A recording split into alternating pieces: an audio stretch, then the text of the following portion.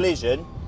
So one of the units was going to a call, an urgent call at the police station where I think a suspect might have been kicking off. And then what's happened, I think a car's pulled out and he's hit the vehicle. And I think the driver of the other car has some injuries. When anything like that happens, it's... Quick credit before we begin. The original video footage belongs to the YouTube channel Metropolitan Police. This content is used here for commentary, analysis, and educational purposes only. Full credit goes to the original creator, and a link to their channel is provided in the description. It's for 7.5 years now. After my training, we were put onto Waltham Forest response team, so I haven't actually moved since then. And yeah, I really enjoy it. I like response because you do basically everything. You cover so many different type of calls, so you get a really good variety, and yeah, it makes... This right here is a hook people miss. Response policing isn't one job, it's every job. Domestics, missing people, robberies, mental health, sudden deaths, all in one shift. Ask yourself, how many professions require this level of mental gear shifting? They're very interesting. I'm PC Smith, I'm on 18 North in Waltham Forest. Been in the job for 4 years. I started on Mist and then I went to Safer Neighbourhoods in Leighton for about 6 months. And then I came to A-Team. I've been here for about 2 years now, 2.5 years. Really enjoy the job, variety of calls. Sort of bread and butter is a lot of domestic crime. That might be non-crime domestics or crime domestic, essentially. So we go to a lot of them. And we're getting a lot of robberies, phone snatchers at the moment. We also cover a lot of missing people as well. It's pretty much probably get one high-risk miss per shift, don't we? Yeah, pretty much. We also probably don't realise how much time we spend off the road. Like that might be in hospitals. You know, if we've sectioned someone, we could be in the hospital all day. So people will see, you know, there might be a load of us out on duty, but then there's 12 abstractions, for example. There's 3 people on a crime scene, there's 2 people in a hospital guard, and suddenly what looks like a big parade room is really diminished all of a sudden. So, yeah, I think they don't, perhaps don't know quite all the different things. This is a massive reality check. What looks like loads of police on paper often isn't reality on the ground. Hospital guards, crime scenes, mental health sections, abstractions quietly drain frontline numbers.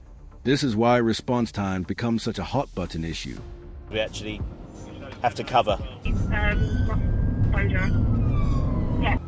So we're going to a female aggressive guest at a hotel, and she stated to the staff that she will kill the staff. She's been banned from the hotel, but she's refusing to leave. She's still currently there at the moment. She hasn't left yet. Got a description, so we'll get there and see if we can see anyone and talk to the informant. And then when you're there, you'll judge how it might read differently from what it says on the CAD to what it... This is key. CAD logs can exaggerate or underplay risk. Officers have to reassess live. That's not backing out, that's policing judgment. Question for you, should police always treat calls at face value, or is reassessment essential? To keep an open mind.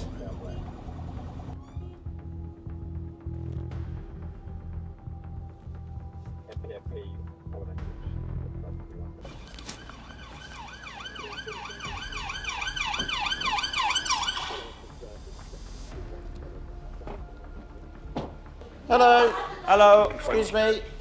What's going? Who? What's going on? Ah. Right, all sorted. Yeah, that was a call with a female who's got mental health issues, and she's been put up by a social worker in a hotel for several weeks. She's been evicted, but she was kicking off. She didn't want to leave. Social workers basically arranged for her to go to another hotel, which we've assisted with. So we'll put on a report, goes to safeguarding, goes to social worker, and they're much happier now that they've that she's left. So I think... No arrests, no cuffs, but still a successful outcome. This is what policing outside the headlines looks like: de-escalation, safeguarding, and quiet problem solving. It doesn't trend, but it matters. All parties are happy. we try and do as many visible patrols as we can in and around call taking, because obviously we're a response team. We have to pick up the calls that come out through the 999 system, but between those times, we do try and be as proactive as possible. And also, if we go to a call and there's antisocial behaviour, we'll go to that call. They might have gone. We'll put an intel report on that will get flagged to the neighbourhood team, or we drop them an email, say to the ward officers, look, the residents are concerned because that many people are smoking drugs or loitering, and then they will try and put some more of their patrols out and just try and get on top of it. This call is from a member of the public saying there's a group of potential drunk males, drug users that are trying to get into a property. They don't know if they're trespassing at the moment or if the property belongs to them. We do get quite a few antisocial calls, yeah. Drunk males, or drunk females, like they're loitering around, like, businesses and things. And unfortunately, what you do, normally they're fine, they'll move on, and then they just become an issue for someone else somewhere else. So you never particularly solve it. There's apparently one upstairs trying to kick the door in and one trying to kick the door for the main entrance to the flats, the communal area. So we'll go and see what we end up with.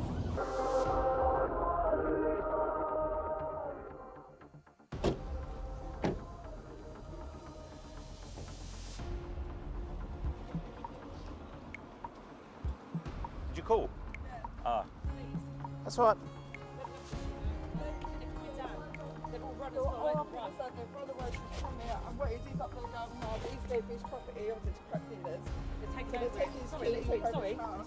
So the resolution for that one is it's a house with a closure order, which means they've obviously had loads of antisocial behaviour.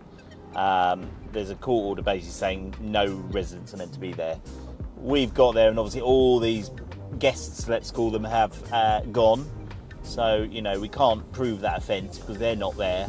The male is quite vulnerable, so he's at risk of cuckooing, essentially, where people won't use their flat for drug taking and general antisocial behaviour.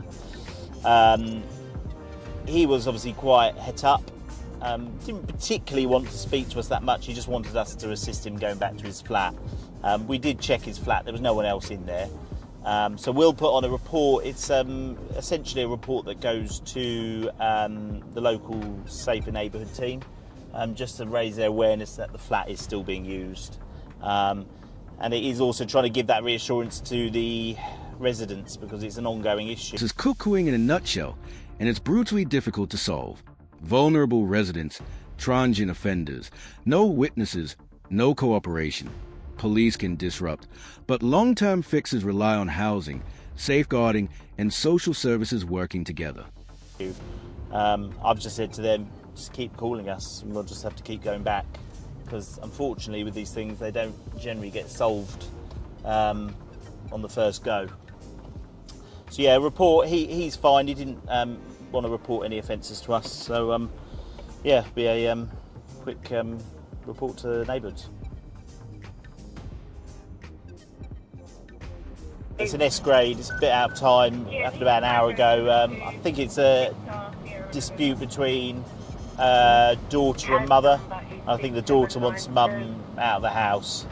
It doesn't sound like there's any offences with this one. It's not a emergency call, it's just down as an S grade, so we're going at just regular speed. Unless, of course, they call back and say it's kicking off again, then we'd go on an I grade, but at the moment, go at normal speed. It says mum's heavily intoxicated, won't leave the address, children at the address, and the informant basically just want mum to leave. Yeah. We're there to prevent a breach of the peace, really, so we're there to prevent it kicking off. Obviously this call is over an hour old, so they haven't called back, so it may have de-escalated already. We'll still log it as a domestic incident, and if she is there, and she doesn't live there, we'll recommend she leaves the address. I don't know the road. So ordinarily we wouldn't pull away from a call we've just TOA'd at. We have to judge the risk ourselves in that, but because they were wanting more units, we haven't got a huge amount today. We've taken that judgment ourselves. We're going to this. If they don't need us, we'll then go back to that call. I think what's happened, it's a police collision. So one of the units was going to a call, an urgent call at the police station where I think a suspect might have been kicking off. And then what's happened, I think a car's pulled out and he's hit the vehicle, and I think the driver of the other car has some injuries. When anything like that happens, it's you have to close off the road. A traffic sergeant has to come down, and yeah, so there's a bit of a protocol with it. Late turns are always very busy. I think it is our busiest shift. You try and squeeze food in, so we've obviously had a bit of food. That can be rare. Sometimes you just don't really have time. But it's been pretty relentless. And one call can come out for one thing, and then once you've dealt with that, another call can come out. It can be the total opposite, and you've got to kind of change your, say, ways. So you could go with you can have a foot chase where your adrenaline's pumping through the roof, and then you can go to like sudden death where it's like the family's worst moment, and you have to kind of change the ways you are. Do you understand what I mean? Especially with, like Ben said, with death, you'll go and do a death message. You're about to tell someone one of the worst things that they've ever heard, and you've got to be sensitive and you've got to be methodical. This is the moment people forget. 1 minute it's blue lights and adrenaline. The next, you're delivering the worst news of someone's life. Final question. Do we expect officers to be too much or forget they're human at all?